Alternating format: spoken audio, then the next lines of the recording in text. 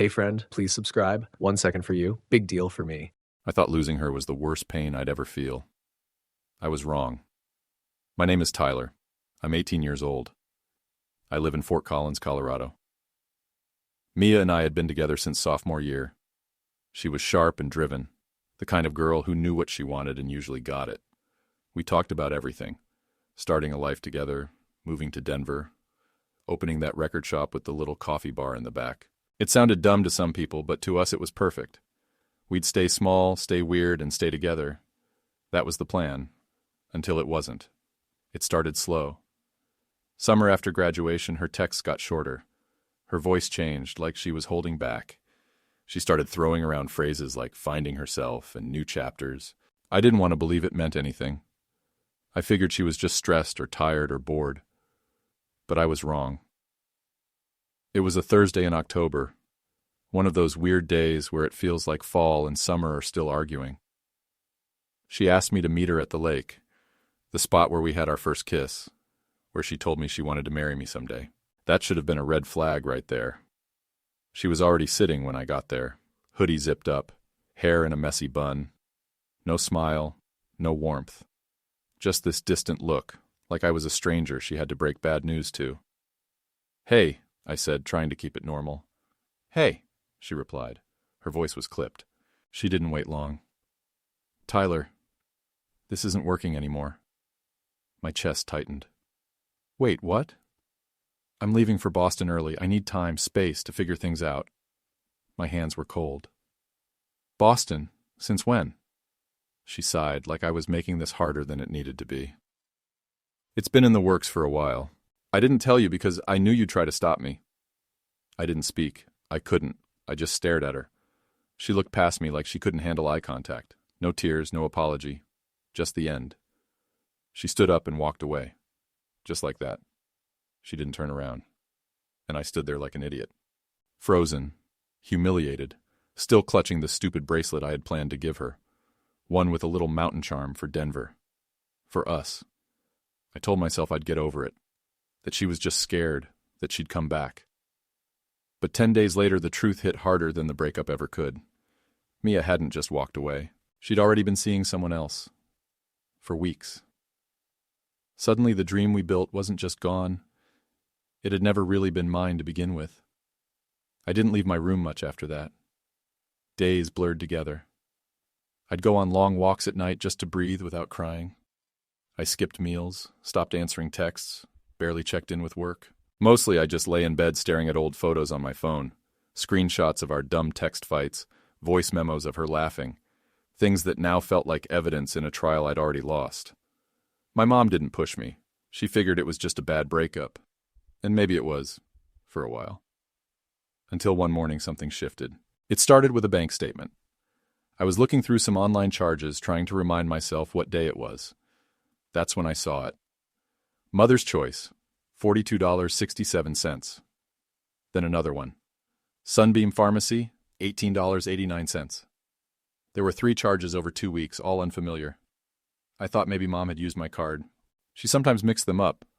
I went downstairs to ask, but she wasn't home. I figured I'd check later. Back upstairs, something made me go to the bathroom. Maybe I was restless. Maybe I needed to see if I was losing it. I started digging around the cabinet, not even sure what I was looking for. That's when I saw it.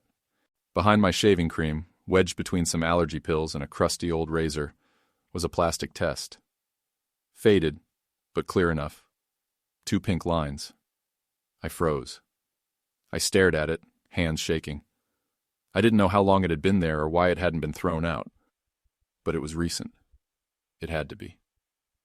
"No," I whispered out loud. "No way." I sat down hard on the floor, test still in my hand. The tile was cold. My heart thudded like it was trying to outrun my brain. My first thought was denial. It couldn't be Mia's. Maybe it belonged to Mom, though that made no sense.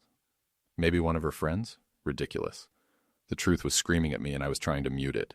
But the charges, the dates, the timing fit. She had left me right after that last pharmacy bill. She had been distant, weird, vague, talking about space, about growing up. She hadn't just been seeing someone else, she had been pregnant. And apparently I was the last person to find out. I looked at the test again, like maybe the lines would fade if I stared long enough. They didn't. They just sat there, pink and cruel and certain. I didn't know what to do. My head swam. My hands were sweating. Was she still pregnant? Did she keep it? Did the other guy think it was his? Did she even know whose it was? I couldn't breathe. I leaned forward and rested my forehead against the side of the tub. This wasn't just a breakup anymore. It wasn't just heartbreak. It was a sucker punch to my entire future. Because if that test was real, and I was almost sure now that it was, then Mia was gone, and I was going to be a dad, alone, at 18. I didn't tell anyone that day, not my mom, not my friends. Not even her. I just sat on the bathroom floor until the sun dipped low and the shadows on the tile blurred into night. I wasn't angry, not yet. I was something worse, scared, and completely painfully alone. Dinner that night was baked chicken and rice, same as every Wednesday. My mom had her usual glass of white wine. My dad was reading the paper, half listening to the evening news. Nothing felt different, but everything had changed. I sat across from them, barely touching my food. My fork scraped the plate while my stomach churned. I had spent the whole day rehearsing what to say, rewriting it in my head, making it softer. But when the moment came, the words came out hard. "Mia's gone," I said. My mom looked up. My dad didn't flinch. "And I'm going to be a dad." There was a clatter, my mom's fork hitting her plate. She stared at me like she couldn't quite hear right. My dad just sat there still, like he was waiting for the punchline. "What do you mean?" my mom asked slowly. "I found a test. It's hers. The charges match. The timeline does too." "Are you sure?" she whispered. I nodded. "I don't need a blood test to know it's mine." The silence that followed was brutal. Not the worried kind. Not the "we'll figure this out" kind. It was something colder. My mom looked at my dad, waiting for him to speak. He didn't. Instead, he folded his newspaper and set it down. Then he looked straight at me. "You made your choice," he said. "What?" I blinked. "You chose to act like a grown man. So now it's time to start living like one." My mom's mouth opened, but nothing came out. He kept going. "You want to play house? Play daddy? Then you better start packing. You can't stay here." It hit me like a punch. I blinked fast, waiting for him to laugh, to take it back. But he didn't. His face was stone. "You're kicking me out?" My voice cracked. "You think raising a baby is tough? Try doing it without a roof you didn't earn." My mom stood up, flustered. "Wait, we need to—" "No," he cut in. "He's 18, not a kid anymore. If he thinks he's ready to be a parent, then let him start by finding somewhere to live."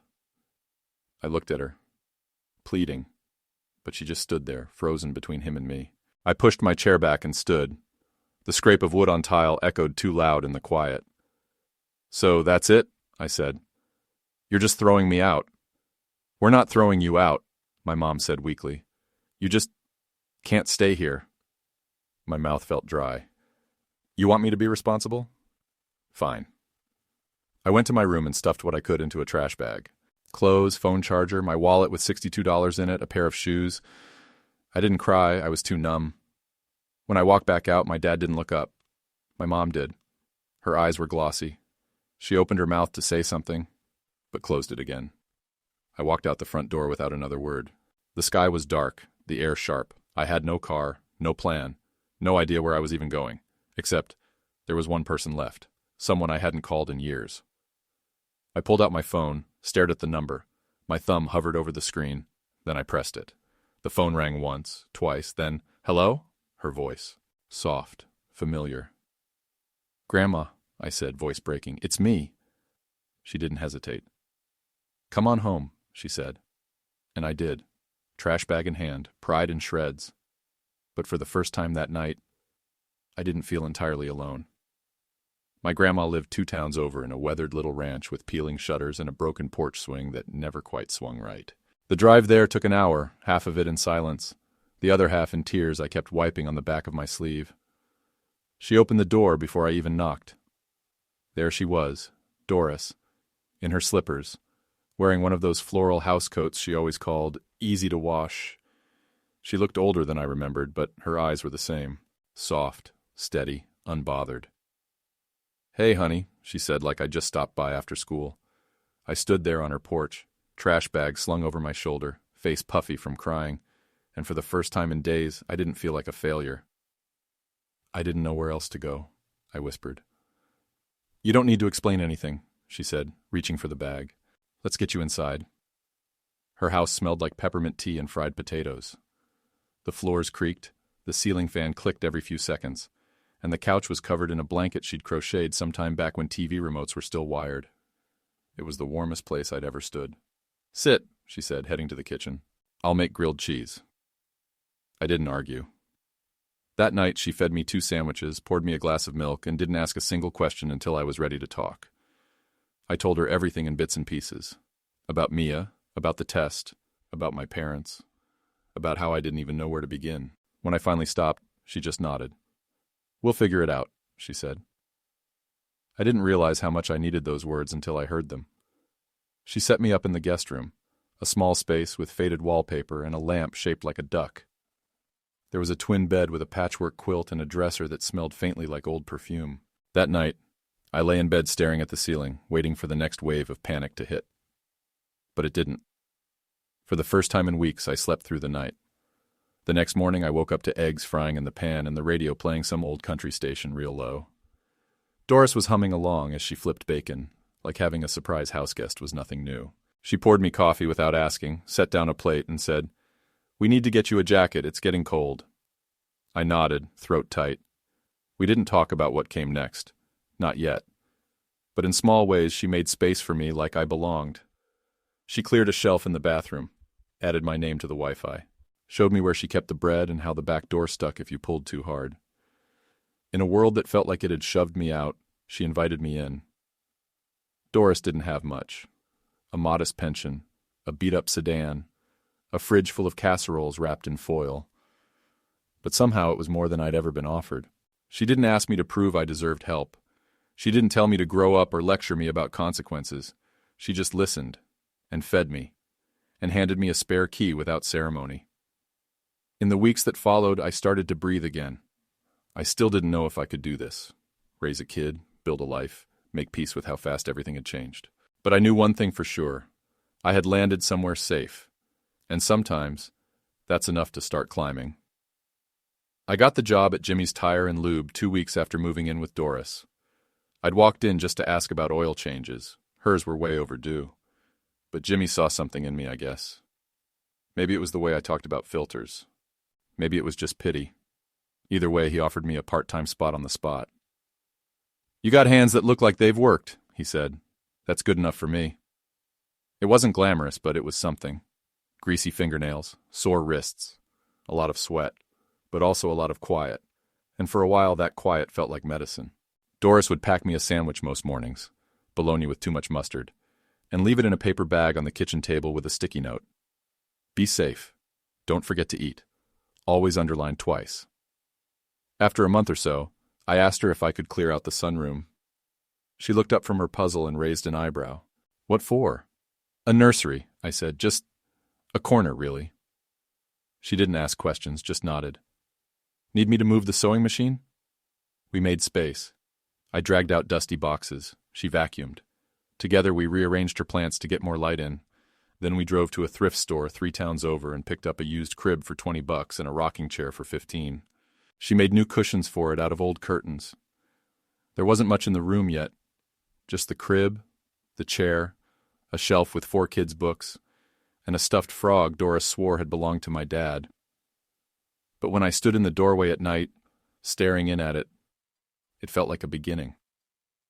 I bought a cheap spiral notebook and started keeping track of everything. Doctor appointments, baby name ideas, a running list of what I'd need by spring. Bottles, diapers, a car seat. I didn't even know where to buy some of that stuff, but I wrote it down anyway. I stopped thinking about Mia. I started thinking about him. This little person who didn't even have a name yet, who didn't know what a mess I was, who was somehow giving me a reason to get out of bed. I didn't tell anyone else. Not yet. I couldn't bear the idea of explaining the whole story again. But Jimmy started to notice something. One afternoon, while I was replacing brake pads, he asked, You got someone on the way? I hesitated, then nodded. Huh, he said, you'll be fine. No advice, no judgment. Just those 3 words. And weirdly, it helped. Late one night, Doris knocked on my door. She was holding something, a photo, old and faded. That's your grandfather, she said, handing it to me. He raised me alone, too. I looked down. A man in overalls sitting on the front steps of a house not unlike hers. A baby in one arm and a hammer in the other. He had the same tired eyes I saw in the mirror most mornings. You turned out okay, I said, trying to joke. She smiled. Better than okay. We sat for a while, not saying much. Just holding the past and the future between us in that quiet, creaky hallway. That night I added something new to the top of my notebook. Name, Noah. No reason really, it just felt solid, like something you could build around. And for the first time I believed I could. Not out of guilt, not out of shame, but out of love. Quiet, steady, calloused hand kind of love. The kind that shows up, every single day. It was mid-July when everything cracked open. The heat was relentless. Doris's AC had given up the week before and we couldn't afford the fix yet. I'd been sweating through my shirts at Jimmy's and coming home to wet washcloths on the forehead and frozen peas for relief. Still, we made it work. I was under the kitchen sink trying to fix a slow leak with a flashlight in my mouth when I heard her yell from down the hall. Tyler! Her voice wasn't panicked. It was sharp, alert, like she needed me now. I banged my head standing up and dropped the wrench. What? What is it? She held up her phone. Her hand was shaking just slightly. Hospital. They called. It's time. For a second, everything inside me stopped moving. My mouth opened, but I couldn't speak. Get your shoes, she said. The car we borrowed belonged to her neighbor, Clyde, a beat-up 05 Buick with no air and a cracked windshield. I drove like a man possessed, knuckles white on the wheel, eyes flicking to the speedometer every 5 seconds. Doris sat beside me, calm as ever, holding the list of things I'd jotted down months ago. Hospital bag, contact number, birth plan, half finished, Mia's doctor's name. I hadn't seen Mia since March. We'd exchanged a few tense texts, mostly about appointments. No warmth, no updates. She didn't ask if I wanted to be there. But when the hospital called, they used my name. Maybe she'd changed her mind. Or maybe I was just the only one who answered the phone. We arrived just before sundown. The fluorescent lights in the lobby buzzed overhead as they directed me to maternity. I half expected someone to stop me, say I didn't belong. But no one did. A nurse with kind eyes handed me a paper wristband and said, "You can wait in here. She's in labor now." I nodded. She okay? She's doing fine. First-time mom. Everything's slow, but steady. I sat in that waiting room for what felt like years. Doris stayed with me for an hour, then gave me a hug and whispered, "He'll be here soon. I'll be just outside." Another nurse came by and offered me water. I didn't take it. Then, sometime close to midnight, a different nurse peeked her head in. "You ready, Dad?"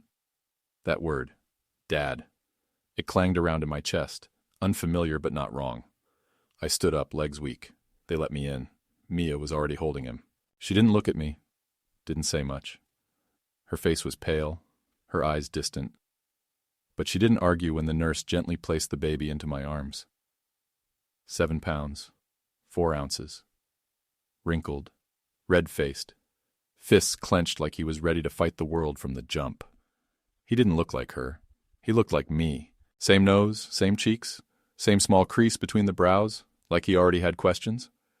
And just like that, everything reset. "Hi," I whispered. "I'm your dad." I named him Noah. Not for the Bible, not for the Ark, but because something about it felt solid, strong, like starting over on steady ground. Noah, a new beginning.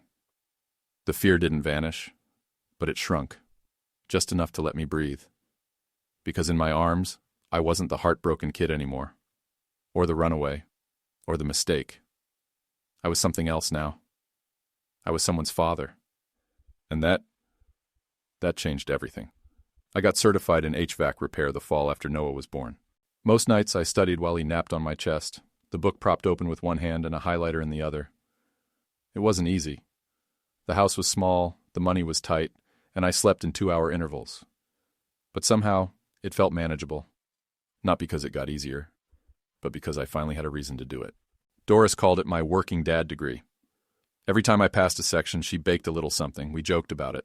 Pie for pipe knowledge, muffins for mastering thermostats. But behind her teasing, I knew she was proud. By the time Noah turned 2, I opened a small repair shop with a half-broken van and a Craigslist ad that read, Hayes Heating and Cool. Honest work, fair price. Business was slow at first. I handed out flyers at the diner, left my number at gas stations, even offered free inspections to get my name out there. Some folks turned me down flat. Too young, too new, too unsure, but a few gave me a shot, and that was all I needed. I worked out of Doris's garage at first, fixed window units and water heaters while Noah sat in a bouncer chewing on wrenches. Safe ones. Doris supervised. It was loud and chaotic and nothing like the future I once pictured. It was better. By the time Noah was 5, I had one full-time employee and a beat-up second van with the logo spray-painted on the side. The money still wasn't great, but the bills got paid. We had food, heat, stability. Doris would still sit out front most mornings with her tea and remind me, check the filters first. People always forget their filters. She passed away when Noah was 8. She didn't make a fuss. Just went to bed one night and didn't wake up. I found her the next morning, still wearing her slippers, crossword open on her lap. The grief came slow and heavy, not loud, but permanent. We buried her with one of her crocheted blankets and the photo of my grandfather holding her on the porch. She never got to see the second van, or the website we finally put together. She never saw the treehouse Noah and I built in the backyard, just a basic platform with a rope ladder and a milk crate pulley system. But he called it Grandma's Lookout. After she died, I kept the house. Couldn't bring myself to sell it. Every creak in the floor, every chip in the wall, it all carried her. And now it carried us.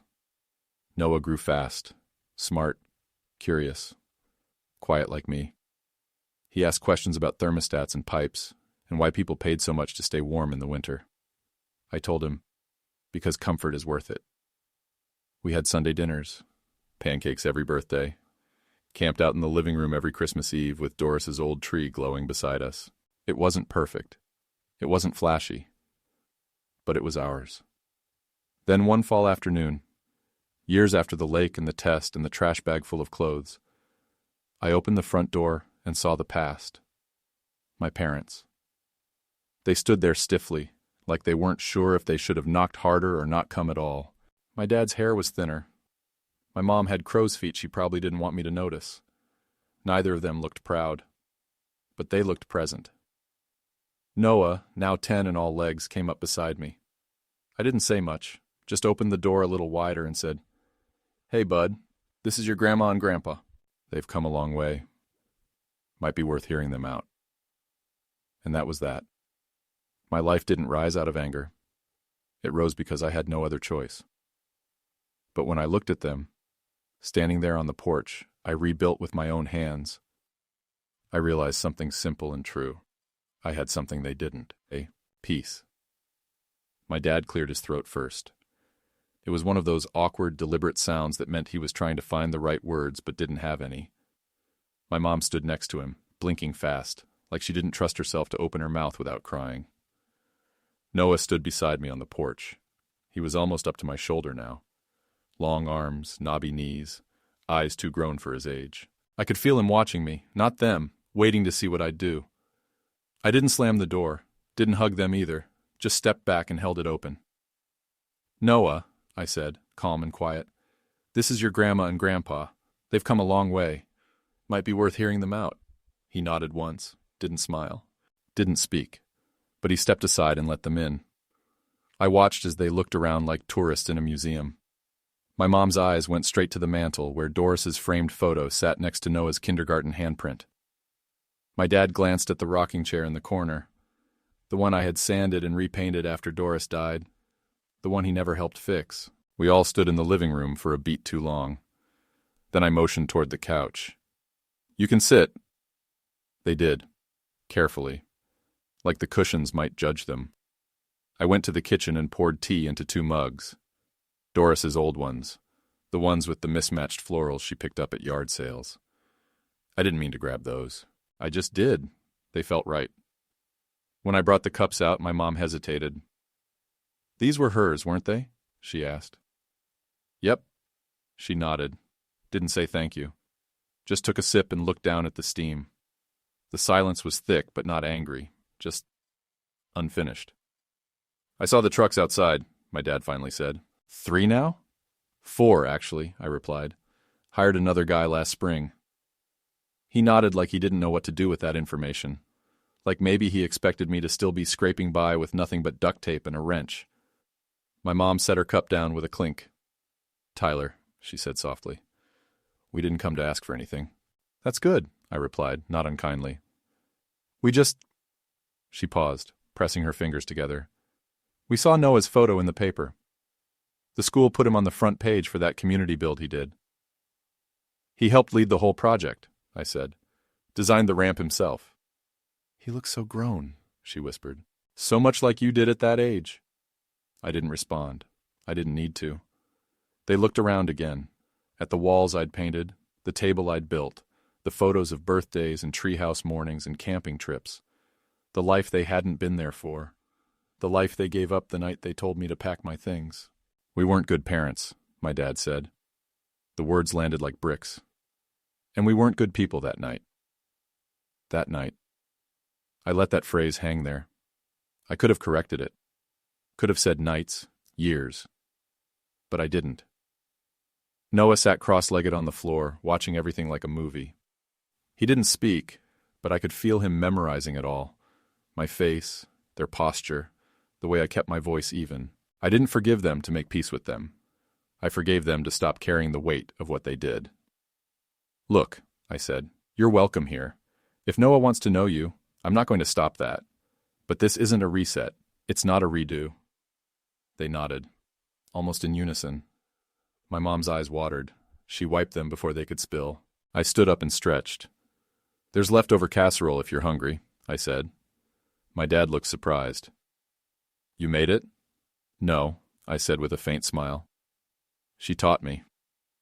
They both turned to the photo of Doris like it might say something back. We didn't talk much after that.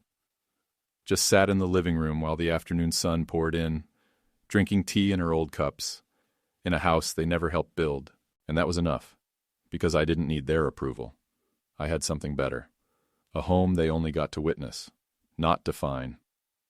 Noah graduated with honors. I sat in the front row of the bleachers, dress shirt sticking to my back under the sun, my hands clamped so tight they left red grooves in my palms. When they called his name, he walked with steady steps and a quiet confidence that knocked the wind out of me. He didn't look back at me when he crossed the stage. He didn't need to. That same summer, he got a job with a home-building nonprofit. Hammer in one hand, clipboard in the other. He built ramps for seniors, framed porches, helped put roofs on places that had gone too long without them, said it felt good to see something finished. Every Friday without fail, he called me, even when he was tired, even when he had nothing new to say. Just checking in, he'd say. Need anything fixed? Hayes Heating and Cool has 3 trucks now, 4 employees.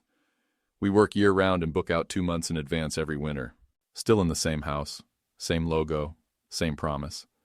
Sometimes when young dads come into the shop, shoulders slumped, eyes hollow, clutching a car seat in one hand and a busted thermostat in the other, I see myself in them. The way they don't ask for help, not really. Just want to be told they're not failing. I always say the same thing. You're not the first. You won't be the last. But you can do it. And I mean it. I keep Doris's chair by the window. It's got a rip in the arm and the cushion sags, but I can't bring myself to fix it. That's where she sat on Noah's first birthday, singing off-key with cake crumbs on her shirt. That's where she listened when I read him books I didn't fully understand. That chair's not a relic. It's a reminder of where we started, of how far we came. I didn't get a trophy, didn't get a parade or a viral post, just a slow, steady build, a boy who grew tall and sure, a business run with integrity, a house full of memories and second chances. And for me, that was enough. Because you don't need a crowd to make a life. You just need one person who believes you can. And sometimes that one person has to be you. YouTube picked this for you. Tap it. Let's see if they guessed right.